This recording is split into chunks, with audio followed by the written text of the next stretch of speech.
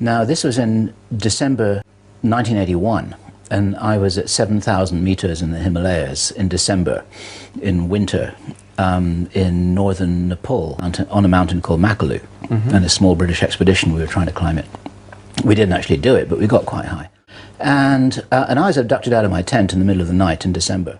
It's not a usual abduction when they come and, to like an apartment in Amsterdam, which is all nice and easy. And I don't think any abduction is usual. No, sure. But but this was quite unusual because I was floated out of my tent. The temperature was it was the middle of the night in December in the Himalayas at 7,000 meters. The temperature must have been about minus 40 Celsius, maybe colder. And when I recalled this happening, because as with almost all abductions, you don't remember when I recalled it happening, the moment that I remember sitting in my tent, now I was lying in my tent with three of us like sardines. There's my friend here and my friend here, and I was like that, and I was all zipped up in my sleeping bag.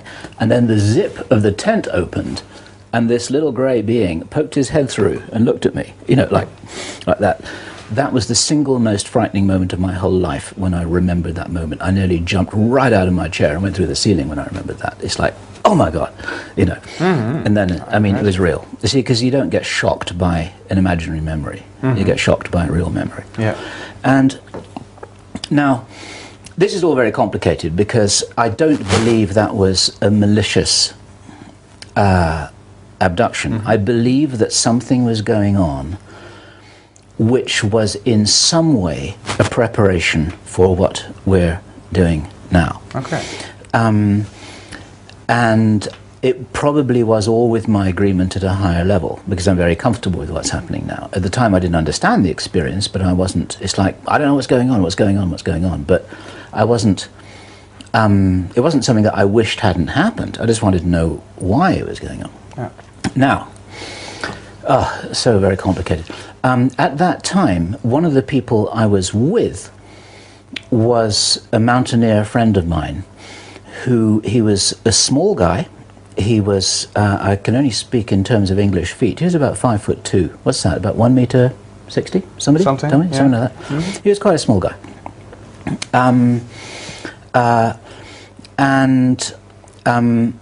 He had an ET experience at that time as well. In the same expedition, the previous day, he only told me about this years later, when he was going down the mountain from the same place, he fell into a crevasse, which is not a good idea if you're a mountaineer on your own. Usually that's the end of the game. Yeah. That's it. And the way that he told the story was, next thing I knew, I was out of the crevasse. He'd been teleported out of the crevasse, and there were two beings there who talked with him for a long time. And when he was telling me this story, I was becoming really freaked out, because I knew that just the day after that I had my abduction experience, and we were comparing our experiences. Now, round about that time as well, I had a girlfriend who was also very small. She was even smaller. She was about 1 meter 50? No, that can't be right. She was about 4'10". What would that be? That's smaller. I mean, 1 meter 40 or something. That's pretty small. Yeah. That's pretty small. Yeah.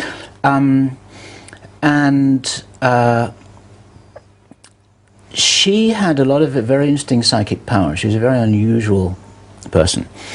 And she would always tell me, and this always kind of slightly freaked me out, because I really enjoyed being with her. She said, "You are very special." She said, "We won't always be together, but I will always love you."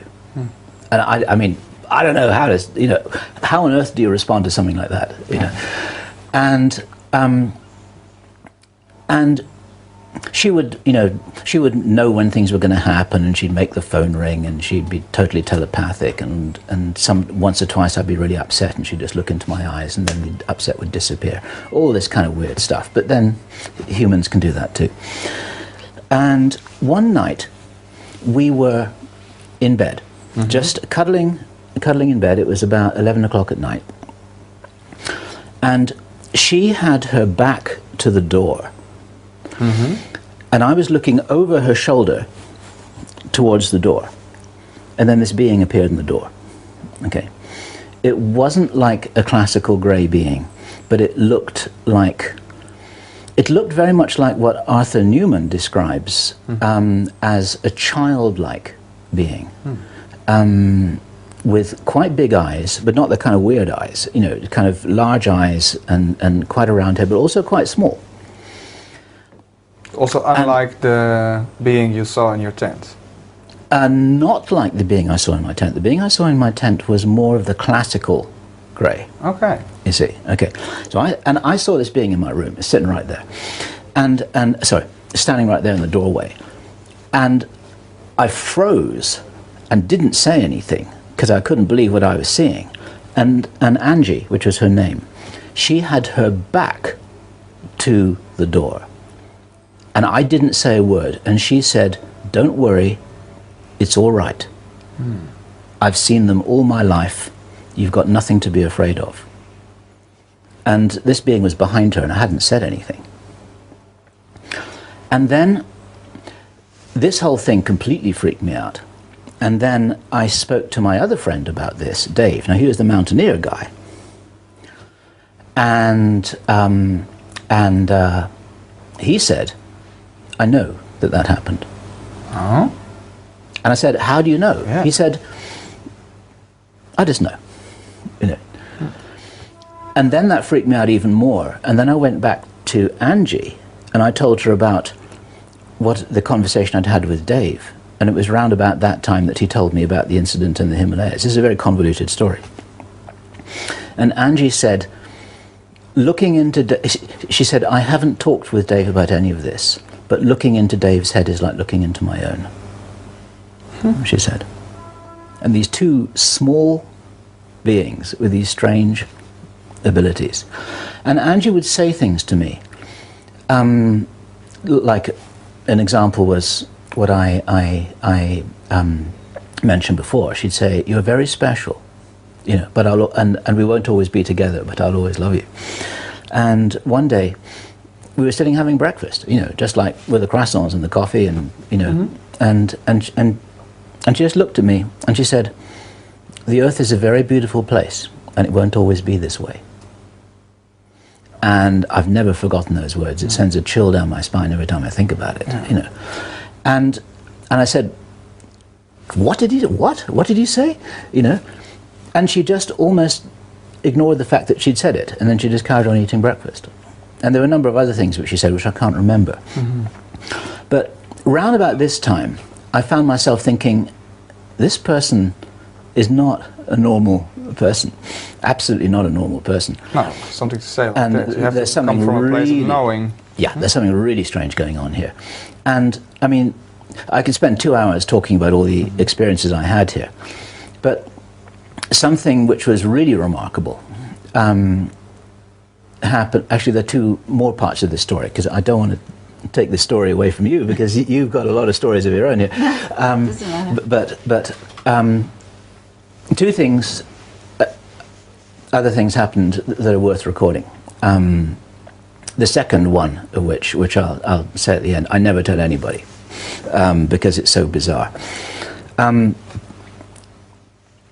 She attended a personal development workshop, where you get in touch with some of the thoughts and beliefs that you have that limit yourself and all of that kind of stuff. And she was very small. She was the eldest of three sisters, but she was the smallest. And she'd always make kind of jokes about herself. She said, "You know, I'm not really small. People just think I'm small," and you know, and so on and so forth. And in this workshop, she realized that she had an investment in being small. In other words, because she was small, she got to be the center of attention, she got to make jokes about herself, she got to, you know, it's what psychologists and therapists call a payoff. And when she realized that, she grew. And she was 26 years old, and she grew, I've got to do the calculation again, she grew 2.5 inches, which is about 8 centimeters, in 2 weeks. Wow. And I have a feeling that it was actually overnight, but I can't prove that. It was definitely within 2 weeks. And what happened was like something out of a comedy film. I hadn't seen her for a little while because she'd been doing this workshop and stuff. And I went to give her a hug. And I said, look, there's no need for you to stand on your toes. And she said, I'm not standing on your toes. You know. And I said, yes, you are, because you're taller. And she said, I'm not taller. What do you mean? And she said, look. And I looked, and she was standing flat on her feet, and she was taller. And then we ran around the house, seeing if she could fit into her clothes and if she could fit into her shoes, and her shoes wouldn't fit. So she wasn't aware of it herself? And no. Okay. For some reason, she had no idea, which is why I think this happened really suddenly. I have a feeling this happened really suddenly. Now, this is biologically impossible, you know, but then you start talking with very, very high strangeness. Yeah.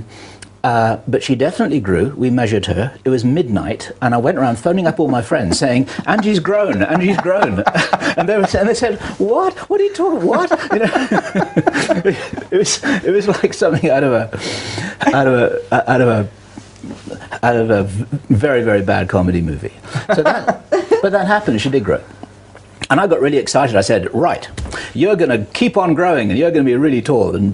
But she freaked out about this whole thing because there's this human aspect of her, and then she stopped. All right. She stopped growing. It was remarkable. And that really happened. And the other thing that happened was the culmination of what I had earlier described as she was saying, you know, we're not always going to be together. And but I'll always love you. And one day, she just left. She said, okay, I'm going now. She said, my purpose in your life is complete. And that's enough to freak you out when you really love someone. You spend 3 years with them. She said, my purpose in your life is complete. Now I'm going. You know, I'll always love you. Bye-bye. And I'm saying, well, what's the problem? She said, there's no problem. She said, my purpose in your life is complete. This is why I think this whole thing, whatever it was, connected with this abduction experience and my other friend Dave, it was some kind of a setup for this. And I was hugely upset by this, as you might imagine. I couldn't cope with this at all. I had no way of coping with this. Yeah. And it was Christmas time. We'd bought tickets for a skiing holiday. And it's like, well, what about my skiing holiday? And she said, well, just give the ticket to someone else. You know, it's okay. And I had some people staying in my house, and I was so upset. I stayed in bed for 3 days. I couldn't handle it. I went into a personal black hole. This was all back in, this was 20 years ago. This was in 1986. And on the third day, and this is what I don't tell anyone, it's the most extraordinary story.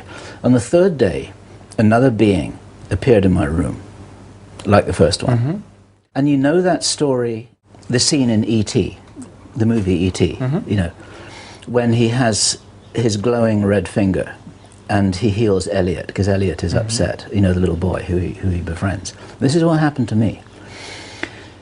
This being appeared in my room, and I've been sitting there in bed, unable to move, unable to function, couldn't handle this. This was not intended.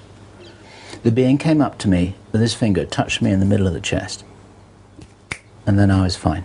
All the upset went away, and I went downstairs, and the whole thing was handled for me. Wow. It was a remarkable story. Yeah. I don't tell people that because there's no way anyone can believe it. I don't believe it myself, you know, but that's what happened.